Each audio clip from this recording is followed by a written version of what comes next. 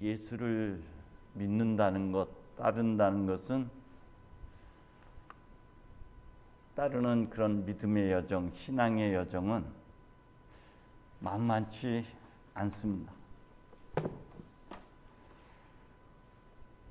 내가 가지고 있는 생각, 가치관, 어떤 삶의 방식을 버리고 말씀에 투신, 귀의하는 삶이어야 하기 때문에 그렇습니다.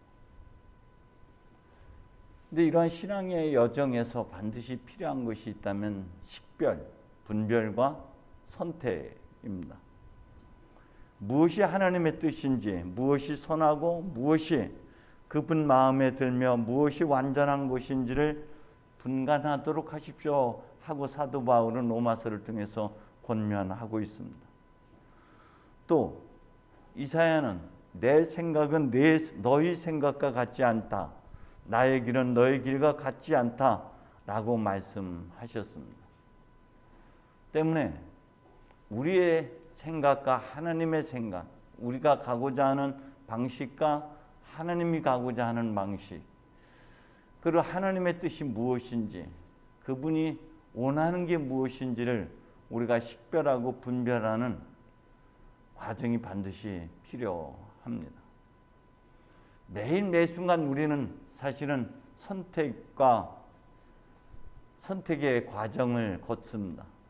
때문에 우리는 매 순간마다 분별하고 식별해야 합니다.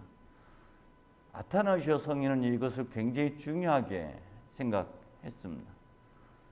사실 관상기도에서 안내하고 있는 것 중에 하나가 우리가 길을 가면서 아니면 책을 보면서 아니면 누구와 대화를 나누면서 아니면 자연을 보면서 문득 떠오르는 생각들, 여기에 잠시 멈추라고 안내를 하고 있어요.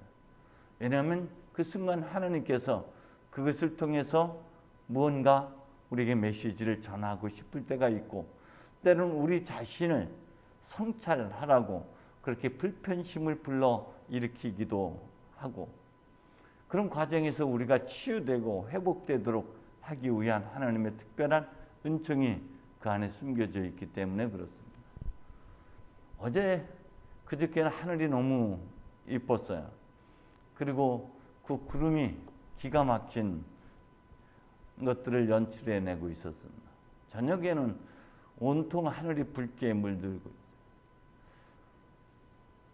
그런 구름을 보면서도 우리에게 다가오는 생각들, 느낌들을 우리가 잘 성찰해 볼 필요가 있습니다. 그래서 일상의 매 순간마다 우리는 식별의 과정을 거쳐야만 합니다. 잘못된 식별, 잘못된 선택은 우리를 죽음의 길, 파멸의 길로 인도합니다. 지금 우리는 죽음을 살고 있는지 아니면 생명을 살고 있는지, 나는 행복의 길을 지향하고 가고 있는지 불행을 살고 있는지 때문에 우리가 성찰해야만 합니다. 이 식별과 분별 이후의 선택이라는 것에는 반드시 엄청난 대가가 또 지불된다는 것이 오늘 본문에서 말하고 있습니다. 망대를 지으려면 필요한 재원이 있어야 되는 것이고, 적군과 맞서 싸우려면 이길 수 있는지 없는지를 먼저 가늠해 봐야 하는 것이듯이, 우리에게 신앙의 여정을 가는 데 있어서 이 선택하는 데 있어서는 대단한 결단과 용기가 필요합니다. 왜냐하면 생명을 택하게 되면은 영원한 생명, 가치 있는 삶을 살기 위해서는 버려야 할 것들이 너무나 많기 때문에 그렇습니다. 포기해야 될 것들이 그 안에 같이 존재하기 때문에 그렇습니다. 우리의 육체적인 것, 영적인 것을 추구하기 위해서는 육체적인 것, 욕망, 세상적인 쾌락, 자랑거리 등을 버려야 하기 때문에 그렇습니다. 사도 요한은 세상에 있는 모든 것, 육체의 쾌락, 눈의 쾌락을 쫓는 것이나 재산을 가지고 자랑하는 것들은 세상의 것들이다. 아버지께로부터 온 것이 아니라고 말씀하고 있습니다. 이 모든 것들은 다 지나갈 뿐이고 하느님의 말씀을 따라 사는 것이 가치 있고 의미 있는 영원한 생명을 사는 것이라고 사도 요한은 말씀하고 있습니다. 이 오늘 본문의 말씀을 뒷받침할 수 있는 좋은 예가 하나 있죠. 성서에 유다의 지도자 중에 하나가 예수님께 와서 선하신 선생님, 어떻게 하면 제가 무엇을 해야 영원한 생명을 얻을 수 있습니까? 라고 묻게 됩니다. 그는 계명을 다 지켰다고 답을 하기도 했어요. 그런데 주님은 그에게 부족한 것이 한 가지가 더 있다라고 말합니다. 아직도 해야 할 한 가지, 그것은 있는 것을 다 팔아 가난한 자들에게 나누어 주고 나를 따르라고 하십니다. 주님을 따를 때만이 하늘의 보화 영원한 생명을 얻을 수 있다고 말씀하고 있습니다. 그러자 그는 큰 부자였기 때문에 누가복음에서 마음이 무척 괴로웠다라고 표현하고 있고, 마테오와 마르코에서는 풀이 죽어 떠나갔다, 울상이 되어 근심하며 떠나갔다라고 표현합니다. 어쨌건 영원한 생명에 대한 갈망은 있었지만 움켜쥔 손을 펼 수가 없어서 그는 영원한 생명을 살 수가 없게 됐습니다. 영원한 생명이라는 것은 무병장수를 이야기하는 것이 아니라 가치 있고 의미 있는, 그래서 오늘을 사는 그런 삶을 이야기하고 있는 것이죠. 움켜쥔 손을 펴야만 됩니다. 특히 루가의 영성에서 움켜쥐고 있는 것들, 그것을 특히 재산, 재물에 두고 있습니다. 무소유를 얘기하고 있는 것은 결코 아닙니다. 사도행전에서도 가진 것을 다 팔아 공동체 앞에 내놨다라고 얘기했을 때 그들이 자기 삶의 생존에 필요한 모든 것들마저도 포기하라는 것이 아니라 여분의 것들, 삶에서 반드시 필요한 것이 아니라 있어도 그만, 없어도 그만인 것들에 대해서 비워내라는 것이죠. 실상은 이 모든 것들은 다 떠날 것들이에요. 죽음 앞에 우리는 반드시 서게 돼 있고, 그 앞에서 이 모든 것들은 우리에게 어떤 힘도 발휘하지 못하고 다 떠나게 되죠. 사제가 백색예복을 입는데요, 그 백색예복은 수의입니다. 사제들이 죽으면은 백색예복을 입고 관에 들어가게 되죠. 제가 장례식을 많이 주관하게 되는데, 여러분 거기에서 보면은 수의는 주머니가 없어요. 아무리 많은 재산과 사회적 지위와 명예를 가졌다 하더라도 그 어느 것도 결코 가져갈 수가 없는 것들.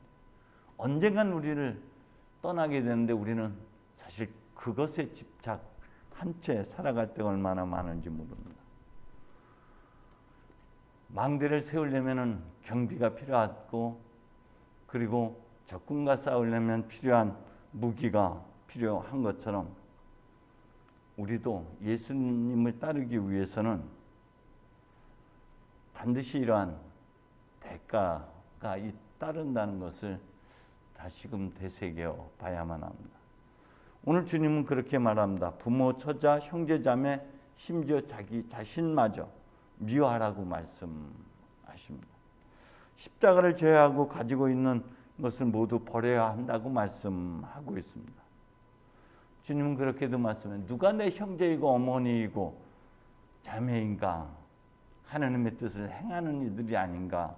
라고 말씀하신 바가 있습니다.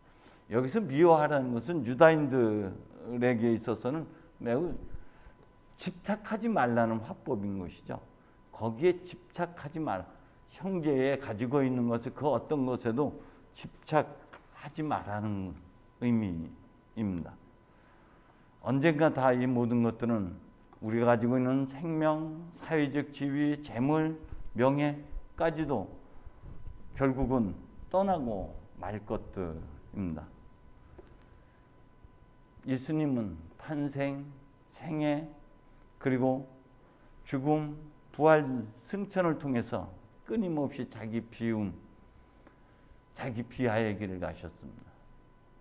우리도 본받으라고 주님께서 그 길을 우리에게 깊은 발자취를 남겨주셨습니다. 어쨌든 신앙의 여정을 간다는 것은 분별과 식별 그리고 선택이라는 엄청난 결단, 그 도전 앞에 우리는 늘 서 있는 것이죠. 신앙의 여정이라는 것이 결코 쉽지 않습니다. 만만치 않습니다. 오롯이 하나님의 말씀에 투신해야만 합니다. 여러분들은 무엇에 갇혀 있고 스스로를 묶어두고 있는지를 성찰해 볼 필요가 있습니다. 그리고 여러분이 지금 가지고 있는 것에 실상은 우리가 묶여 살고 있습니다. 집착하고 있는 것들이 어떤 것들인지, 우리가 버려야 할 것들, 편견도 우리가 알고 있다라고 하는 지식, 우리가 경험했던 우물 안에 이런 왜곡된 부분적인 것들, 이런 모든 것들이 실상은 우리가 버려야 할 것들입니다. 그 버림의 여정이 십자가를 지고 가는 과정이죠. 사도 바울은 나는 주 예수 그리스도를 아는 지식이 무엇보다도 존귀하기 때문에 그리스도를 위해서 모든 것을 잃었고 모든 것을 쓰레기로 여기고 있다라고 고백한 바가 있습니다. 우리도 한 주간 우리가 버려야 할 것, 져야 할 것이 무엇인지를 성찰하는 가운데 우리 자신이 그것으로부터 벗어나서 자기가 가지고 있는 그 틀로부터 벗어나서 하늘을 나는 자유의 삶, 변화의 여정이 되기를 간절히 소망합니다. 성부와 성자와 성령의 이름으로.